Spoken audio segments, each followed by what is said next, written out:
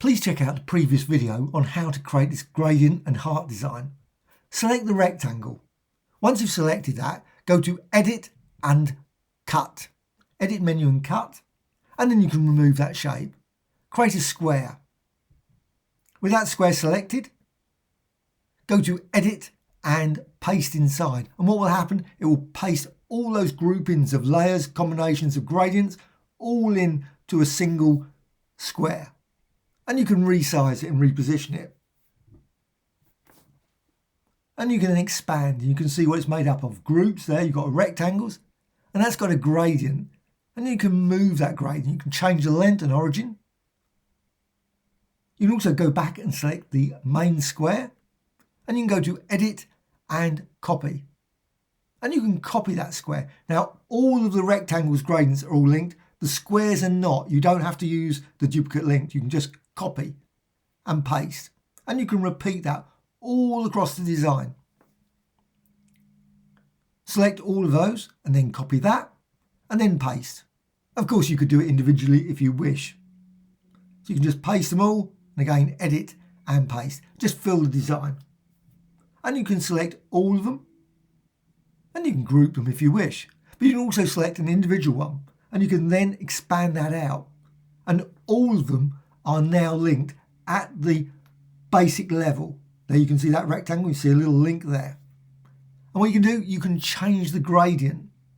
So go to the gradient tool and then you can modify the gradient type, say elliptical or linear.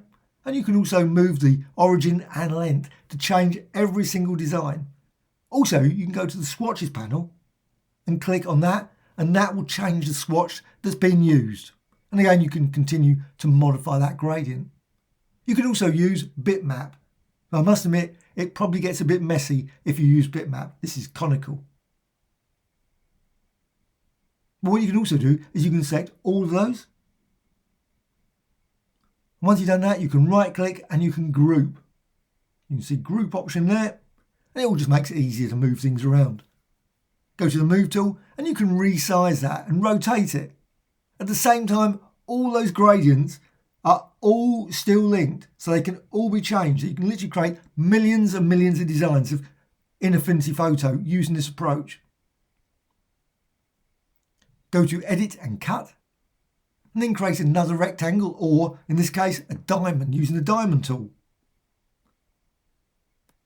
And then you can go to Edit and Paste inside. And now you can see you've got all of those rectangles or squares with those gradients inside that diamond design to create a very lovely diamond sort of shimmery design. And that can be expanded out again. You can see expand all of those, any of those rectangles can be expanded. Change one and they will all change. So you can select that rectangle down there, and that's with the gradient. Go to the gradient tool and change it from maybe to elliptical or radial, and then again you can just modify the gradient. Select the diamond shape, click the effects, and then set the 3D setting, maybe to about 40, and then also go up to outer shadow, highlight and click that, and set them to about half and half. Then close. Go to the move tool and then move the diamond around or resize it. Also, you can go down to one of the gradients, select one of those, go to the gradient tool and change gradient, and all those squares will change.